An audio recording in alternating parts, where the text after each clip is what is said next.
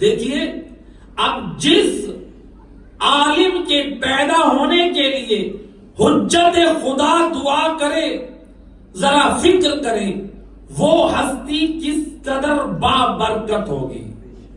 امام کسی دشمن کی پیدا ہونے کے لیے دعا نہیں کر سکتے، حجت خدا اس کے لیے دعا کریں گے جو دین کا مددگار ہو، جو دین کی نصرت کرنے والا ہو۔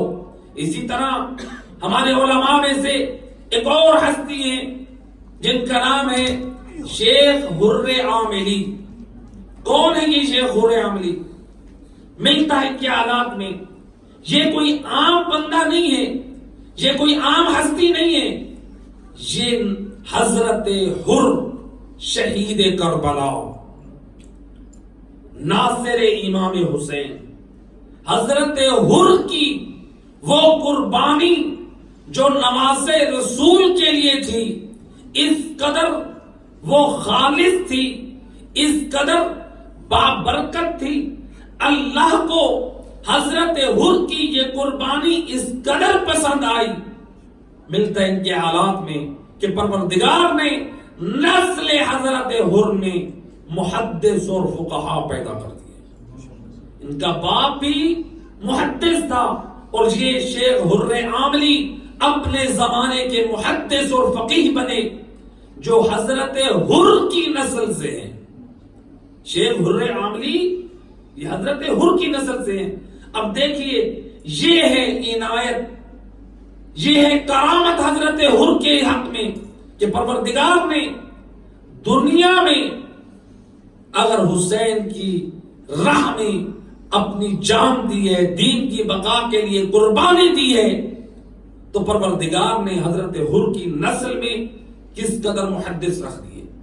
ایسا محدث شیخ حر عاملی جن کی کتاب کا نام ہے وسائل الشیعہ، یہ کوئی معمولی کتاب نہیں ہے۔ جب سے یہ کتاب لکھی گئی ہے تقریباً آج سے 300 سال پہلے، تب سے لے کر آج تک ہمارے فقہا اس وقت تک فتویٰ نہیں دیتے جب تک اس کتاب وسائل الشیعہ کا مطالعہ نہ کر لیں۔ اب یہ سارا ثواب کس کے نام اعمال میں جا رہا ہے؟ حضرت حر۔ کیوں؟ وہ پاکیزہ، وہ طیب و طاہر جنہوں نے اپنی جان کو نواز رسول کی نصرت میں نچھاور کیا، تو اللہ نے ایسا فرزند اور وارث عطا کیا کہ جو خدمت گزار مذہب اہل بیت بنا، جو نصرت دین آل محمد بنا، شیخ حر عاملی۔ شیخ حر عاملی نے روایت نقل کی ہے وسائل الشیعہ میں، اے علی کے شیعوں، اے علی کے چاہنے والوں، اب دیکھو علی کیسا شیعہ چاہتے ہیں، علی کیسا محب چاہتے ہیں۔ جیسے علی کی ذات اللہ تک پہنچنے کا وسیلہ ہے، علی کا کردار بھی اللہ تک پہنچنے کا وسیلہ ہے۔ اس لیے میں اکثر کہا کرتا ہوں کہ بعض جگہوں سے یہ جملہ اٹھتا ہے کہ جب جنت کی بات آئے تو کہتے ہیں کہاں علی اور کہاں ہم، اور جب عمل کی بات آئے تو کہتے ہیں کہاں علی کہاں ہم، اور جب جنت کی بات آئے تو کہتے ہیں جہاں علی وہاں ہم۔ میرے دوست، تجھے کس نے کہا ہے کہ تو علی کی برابری کر؟ علی کی برابری نہیں کرنی، علی کی برابری میں ہلاکت ہے، علی کی برابری میں گمراہی ہے، علی کی برابری کا نہیں کہا ہے، علی کی پیروی کے بارے میں کہا ہے۔ اور یہ کہا جائے یعنی مقام عمل میں کہے کہاں علی کہاں ہم، تو پھر جنت میں بھی تو علی ہیں، پھر وہاں پہ بھی یہی کہے علی وہاں اور ہم بھی وہاں، تو کیا جنت میں پھر برابری نہیں ہے؟ میرے دوست، جیسے جنت میں علی کا رتبہ بلند ہوگا وہ وارث جنت ہے، اور تجھے علی کی حب کے صدقے میں جنت ملنی ہے، ویسے تجھے علی کی برابری نہیں کرنی بلکہ علی کی سیرت پہ چل کے جنت میں علی کا شیعہ اور محب کہلوائے. صلوات پڑھ دے محمد.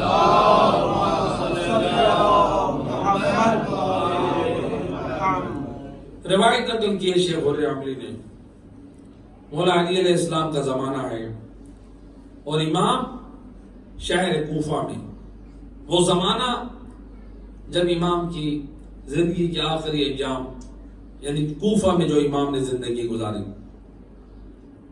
امام کا ایک چاہنے والا، امام کا ایک محب، جس کے دل میں نور ولایت علی ہے، جو علی کا محب ہے، جو علی کا محب اس وقت تھا یا آج ہے، کیا وہ علی ولی اللہ کا اقرار کرتا تھا یا نہیں؟ بھئی علی ولی اللہ کا اقرار کرنے والا تھا تو گویا علی کا محب، علی کی مودت رکھنے والا، علی ولی اللہ کہنے والا. علی کے زمانے میں ایک اس کا دوست جب اسے ملا کافی عرصے بعد، ایک مرتبہ اس کو بہکایا. بڑا عرصہ ہو گیا ہے، کہاں ہو، کوئی پارٹی نہیں کی. اب اس دوست نے اس محب علی کو، اس شیعہ علی کو گمراہ کرنے کی کوشش کی.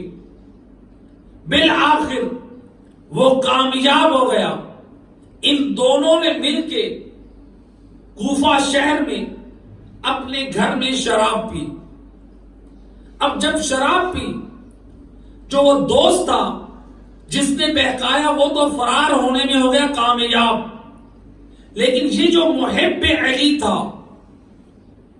جس کے دل میں محبت علی تھی، جو علی ولی اللہ کا اقرار کرنے والا تھا، نشے کے اثر کی وجہ سے یہ گھر سے باہر نکلا. لوگوں نے حالت دیکھی، یہ شراب پیے ہوئے ہے. لوگ لے کر گئے علی ابن ابی طالب کی خدمت میں. اب امام کی نگاہ میں اگر کوئی مجرم ہو، چاہے وہ ولایت علی کا اقرار کرتا ہو، تو کیا امام اس کو چھوڑ دیں گے؟ یا امام کی نگاہ میں اپنا ہو یا غیر ہو، جو بھی ہو، جو حکم الہی کی مخالفت کرے، امام کی نگاہ میں سب برابر ہیں یا نہیں؟ مورخین نے، تاریخ طبری والے نے یہ جملہ نقل کیا ہے، جو سونے کے بانی کی سے تحریر کرنے کے قابل ہے. تاریخ طبری والا نقل کرتا ہے، قتل فی المحراب لشدت عدلہ، علی ابن ابی طالب کو محراب عبادت میں جو شہید کیا گیا ہے، اس کا ریزن یہ ہے کہ علی بڑی شدت سے عدل سے پیش آتے تھے. علی کسی سے رعایت نہیں کرتے تھے. یہ نہیں دیکھتے تھے یہ اپنا ہے یا غیر ہے، یہ دیکھتے تھے اس نے حکم الہی کی مخالفت کی ہے. علی عادل امام ہے. غیروں نے تسلیم کیا کہ علی کی عدالت کو، علی کے ایمان کو. اب علی کی خدمت میں جب یہ فیصلہ پیش ہوا، روایت کہتی ہے شرابی کی سزا جو ہے وہ 80 کوڑے ہیں. 80 کوڑے اس کو لگائے گئے. جب 80 کوڑے لگ چکے تو اس کو 20 کوڑے اور لگائے گئے. ایک مرتبہ یہ پریشان اور تعجب سے کہتا ہے کہ یا ابا الحسن، یہ 80 کوڑے تو آپ نے شراب نوشی کے مجھے مارے، یہ بات تو مجھے سمجھ آتی ہے، لیکن یہ جو 20 کوڑے آپ نے زیادہ مارے ہیں، اس کا فلسفہ کیا ہے؟ امام نے کیا جواب دیا؟ فرماتے تو نے ماہ سیام کی حرمت کو پامال کیا ہے. اللہ اکبر. جو علی اپنے زمانے میں اپنے محب کو ماہ رمضان کی حرمت کو پامال کرتے ہوئے برداشت نہ کرے، اور اگر آج کوئی علی کے نام پہ روڈوں سڑکوں پر روزوں کو افطار کر لے اور دنیا والوں کو دکھائے کہ ماہ سیام کی کس قدر حرمت کو پامال کیا جا رہا ہے، کیا فرزند علی ہمارے زمانے کے امام راضی ہوں گے؟ غور کریں، اصلاح کی ضرورت ہے۔ علی والوں، جیسے علی نے اپنے زمانے میں چاہنے والوں کے لیے رعایت نہیں کی، جب علی کا بیٹا آئے گا اس نے بھی انہی احکام کو نافذ کرنا ہے جو شریعت محمدی کا حصہ ہے۔ امام نے یہ نہیں دیکھنا، یہ ہمارے اندر ہے کہ ہم شریعت کے اصولوں اور قوانین کو بھول جاتے ہیں۔ عاطفت و محبت کی وجہ سے یہ میرا بیٹا ہے، یہ میری بیٹی ہے، یہ میرا فلاں رشتہ دار ہے، شریعت کے احکام ان پر لاگو نہیں کرتے، کوئی گنجائش کا راستہ نکالتے ہیں۔ لیکن علی اور اولاد علی یہ نہیں کرتے، بلکہ دیکھتے ہیں اگر اس کا عمل قرآن کی نگاہ میں جرم ہے تو اس کو، اس مجرم کو اس کے جرم کے مطابق سزا دیتے ہیں۔ اور زمانے کے امام نے بھی ایسا کرنا ہے۔ اب اس کو جب 100 کوڑے لگ چکے، ملتا ہے روایت میں یہ شخص، اب دیکھیے گناہ کس قدر انسان کے اندر سے نور ایمان کو ختم کرتا ہے۔ ہمارے گھروں میں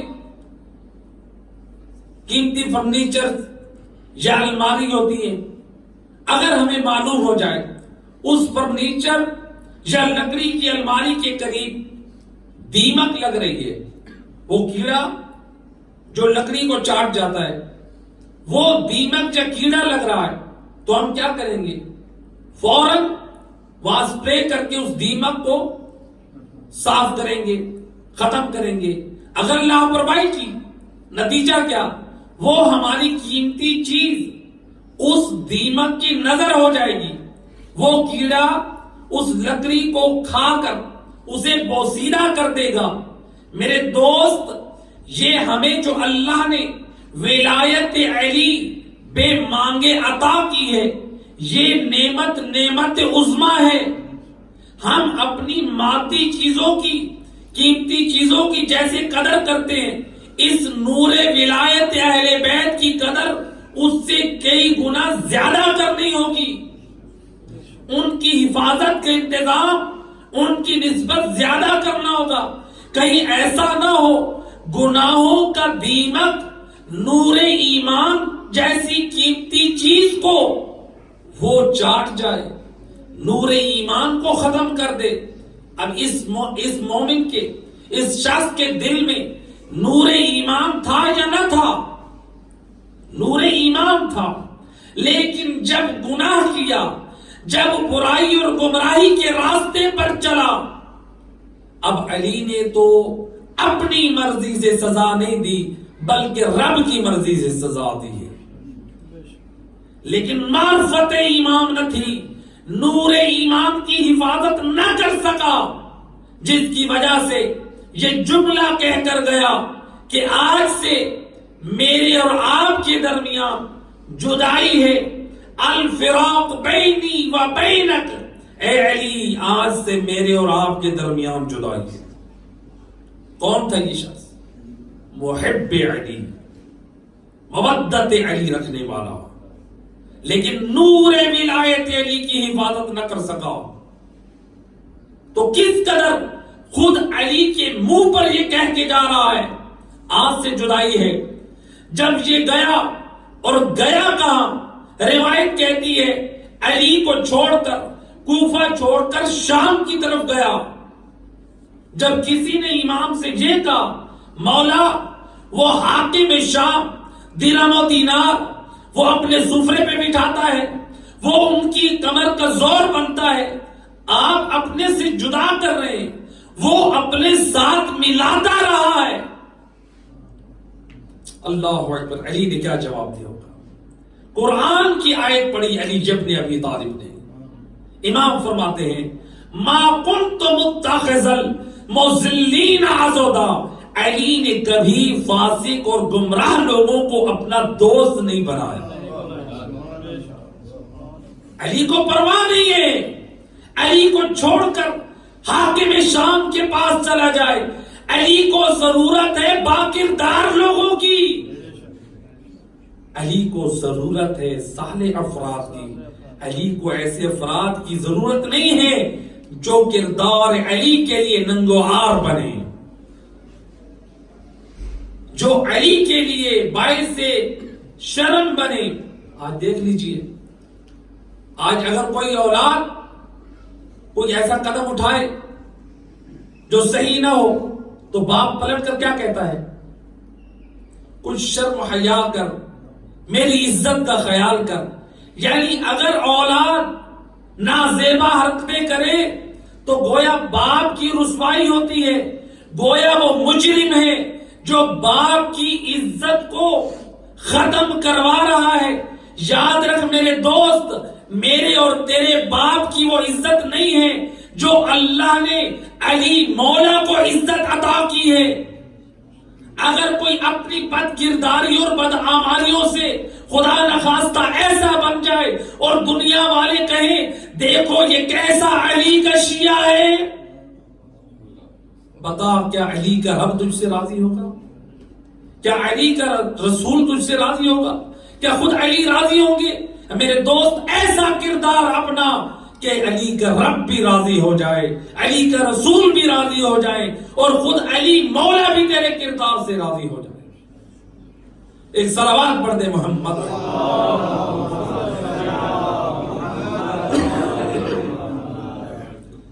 وہ علی جس نے پوری زندگی طاعت الہی میں گزار دی. علی کی غربت کے ایام, مدینہ چھوڑا, کوفہ میں آئے. میں عرض کروں گا مولا آپ نے مدینہ چھوڑا ہے, آپ کوفہ میں آئے ہیں. مولا آپ کی اولاد نے بھی مدینہ چھوڑا ہے, یہ بھی کوفہ آئیں گے. مولا آج آپ کوفہ میں آئے تو زینب ام کلثوم کے سر پہ ردا ہے, لیکن جب ایک مرتبہ پھر زینب آئے گی تو زینب کے سر پہ ردا نہیں ہوگی, بال کھلے ہوں گے, کوفہ کا بازار ہوگا, شرابی کا دربار ہوگا. اجرکم علی اللہ زدہ. روایت کہتی ہے ایک دن میرا مولا اپنے بیٹے حسن کے گھر روزہ افطار کرتے ہیں. ایک دن مولا حسین کے ہاں, ایک دن جناب زینب کے ہاں. آج ایک دن آیا 19 ماہ رمضان کا روزہ, علی اپنی بیٹی ام کلثوم کے گھر افطار کر رہے. بی بی کہتی ہے میں نے دیکھا میرا بابا ساری رات بے قرار ہے, بے چین ہے. میں نے کہا بابا رات کا ایک وقت گزر گیا ہے, آپ کچھ دیر آرام کیوں نہیں کر لیتے؟ یا علی نے کچھ دیر کے لیے آنکھ لگائی, یا علی اٹھ کر بیٹھے. علی نے اپنے چہرے کو کپڑے سے صاف کیا. ام کلثوم کہتی ہے بابا کیا ہوا؟ علی فرماتے ہیں میری لخت جگر, میں نے خواب میں رسول خدا کو دیکھا ہے. سید الرسول فرما رہے ہیں علی تیری یہ دہڑی خون سے خضاب ہو جائے گی اس ماہ سیام کے آخری عشرے میں. اے علی تو ہم سے ملحق ہو جائے گا. اجرکم علی اللہ زادارو. ہائے علی کی زبانی جب ایک مرتبہ جناب ام کلثوم نے سنا تو وہ بھی بے قرار ہو گئی. لیکن روایت کہتی ہے جب ایک وقت گزرا, یہی خواب علی مولا نے اپنی اولاد کو جمع کر کے سنایا کہ میری داڑھی کو خون سے خضاب کرنے والے ہیں, میں رسول اللہ سے ملاقات کرنے والا ہوں. روایت کہتی ہے یہ سننا تھا یا علی کی بیٹیوں اور بیٹوں کی چیخیں بلند ہوئی. میں عرض کروں گا اے اولاد علی آج اپنا گھر ہے فقط بابا کی زبانی سنا برداشت نہ کیا. ارے زینب ابھی تو آپ کو کربلا لے جانا ہے, وہاں پر بھیا حسین کی ریش مبارک کو اپنی آنکھوں سے خطاب ہوتے دیکھنا ہے. اجرکم علی اللہ زادارو.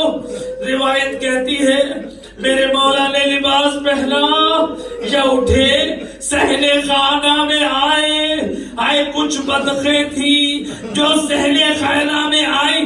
علی کو دیکھ کر ایک مرتبہ شور مچانا شروع کر دیا جو آج سے پہلے کبھی شور نہ کیا تھا.